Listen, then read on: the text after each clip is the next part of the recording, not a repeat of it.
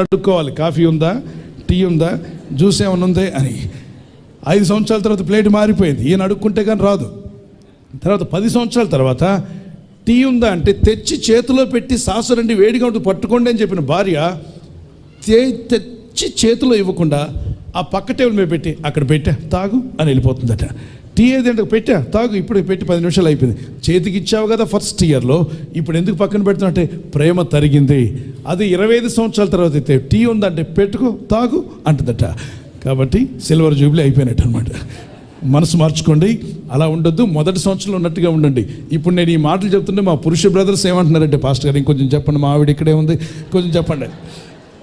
వస్తున్నా ఉండండి మీ దగ్గరికి కూడా. ఇది ముగించే ముందు ఇవి ఉండాలి మన కుటుంబాల్లో. భర్త మరి వివాహమైన 6 నెలలు ఎలా ఉంటాడంటే, ఎలాగ వీళ్ళకి పెళ్ళై ఎన్ని సంవత్సరాలు తెలుసుకోవడానికి వీళ్ళిద్దరికి పెళ్ళి 6 సంవత్సరాల వరకు కానీ ఎవరికైనా చూడండి ఇలాగే ఉంటారు. పురుషుడు వచ్చి సడన్గా కూర్చోడు, ఏ సభలో అయినా కూర్చోకుండా భార్య వచ్చేదాకా హనీ కమ్ కమ్ అని చేయి చూపించి ఆమె వచ్చి కూర్చున్నాక ఈయన కూర్చున్నాడంటే పెళ్ళై 6 నెలలని గుర్తు ఎక్కడైనా సరే. అలా కాకుండా భార్య ఆగండి ఆగండి అంటే ఏంటి ఆగేదని ధన వచ్చి ఎక్కడ కాలింటే అక్కడ ధడేలను కూర్చున్నట్టు 10 సంవత్సరాలు అయిపోయిందని అర్థం.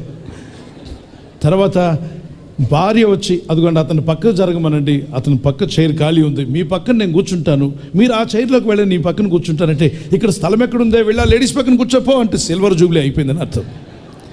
ఇప్పుడు నేను ఈ చెప్పిన మాటల్లో ప్రేమ పెరిగిందా తరిగిందా చెప్పండి? తరిగింది. మనుషుల ప్రేమలు తరుగుతాయి, దేవుని ప్రేమ పెరుగుతుంది. శాశ్వతమైన ప్రేమతో నేను ప్రేమిస్తానడే ఆ ప్రేమతో భార్యాభర్తలు ప్రేమించుకోవాలి, మానవ ప్రేమలతో కాదు. మానవ ప్రేమలు తరుగుతాయి, జుట్టు ఊడినట్టు, పళ్ళు ఊడినట్టు, మొగం ముడతలు పడినట్టు ప్రేమ వెలిసిపోతూ ఉంటుంది. కానీ దేవుని ప్రేమ శాశ్వతమైనది. ఆ ప్రేమ అగాపే లవ్. అటువంటి ప్రేమతో భర్తను ప్రేమించాలి భార్య, భార్యను ప్రేమించాలి భర్త. అలాంటి ప్రేమ చూసినప్పుడు పిల్లలు కూడా అనురాగంగా ఎదుగుతారు, కుటుంబం పరలోకంలో ఉంటుంది. దేవుడు కోరుతున్నదే. ప్రార్థన చేసుకుందాం. ఈ 4 విషయాలు మీ ఇంట్లో ఉండాలని నేను కోరుతున్నాను. మరి ఈ రోజు నుండే అవి 4 కలిగి ఉండండి. Let's pray and look an to God. And do we have this 4 qualities in our life? మన జీవితంలో ఈ 4 అంశాలు మనం కలిగి ఉన్నామా లేదా పరీక్షించుకుందాం. We have many